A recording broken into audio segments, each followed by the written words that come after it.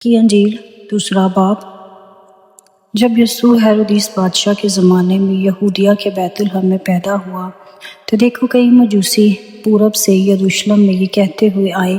کہ یہودیوں کا بادشاہ جو پیدا ہوا ہے وہ کہاں ہے، کیونکہ پورب میں اس کا ستارہ دیکھ کر ہم اسے سجدہ کرنے آئے ہیں۔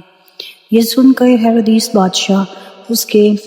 ساتھ یروشلم کے سب لوگ گھبرا گئے، اور اس نے قوم کے سب سردار کاہنوں فقیوں کو جمع کر کے ان سے پوچھا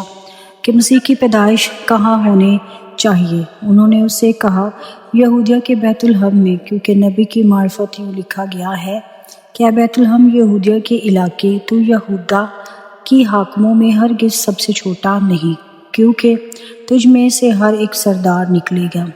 جو میری امت اسرائیل کی گلہ بانی کرے گا۔ اس پر ہیرودیس نے مجوسیوں کو چپکے سے بلا کر ان سے تحقیق کی کہ وہ ستارہ کس وقت دکھائی دیا تھا، اور یہ کہہ کر انہیں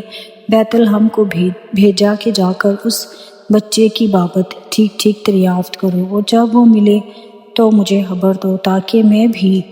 آ کر اسے سجدہ کروں۔ وہ بادشاہ کی بابت سن کر روانہ ہوئے، اور دیکھو جو ستارہ انہوں نے پورب میں دیکھا تھا وہ ان کے آگے آگے چلا، یہاں تک کہ اس جگہ کے اوپر جا کر ٹھہر گیا جہاں وہ بچہ تھا۔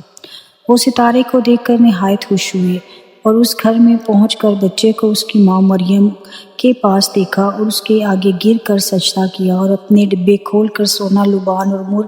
اس کو نظر کیا، اور ہیرودیس کے پاس پھر نہ جانے کی ہدایت خواب میں پا کر دوسری راہ سے اپنے ملک کو روانہ ہوئے، مصر کو بھاگ جانا۔ جب وہ روانہ ہو گئے تو دیکھو خداوند کے فرشتے نے یوسف کو خواب میں دکھائی دے کر کہا، اٹھ، بچے اور اس کی ماں کو ساتھ لے کر مصر کو بھاگ جا، اور جب تک میں تجھ سے نہ کہوں وہیں رہنا، کیونکہ ہیرودیس اس بچے کو تلاش کرنے کو ہے تاکہ اسے ہلاک کرے۔ بس وہ اٹھا اور رات کے وقت بچے اور اس کی ماں کو ساتھ لے کر مصر کو روانہ ہوا، اور ہیرودیس کے مرنے تک وہیں رہا، تاکہ جو خداوند نے نبی کی معرفت کہا تھا وہ پورا ہو کہ مصر میں سے میں نے اپنے بیٹے کو بلایا۔ جب ہیرودیس نے دیکھا کہ مجوسیوں نے میرے ساتھ ہنسی کی تو نہایت غصہ ہوا،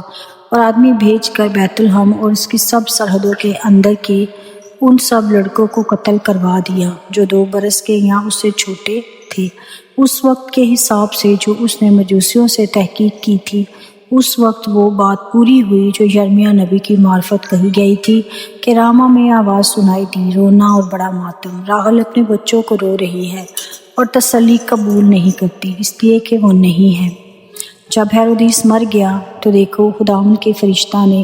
مصر میں یوسف کو خواب میں دکھائی دے کر کہا کہ اٹھ، اس بچے اور اس کی ماں کو لے کر اسرائیل کے ملک میں چلا جا، کیونکہ وہ بچے کی جان کے وہاں تھے وہ مر گئے۔ بس وہ اٹھا اور بچے اور اس کی ماں کو ساتھ لے کر اسرائیل کے ملک میں آ گیا، مگر جب سنا کہ ارخلاؤس اپنے باپ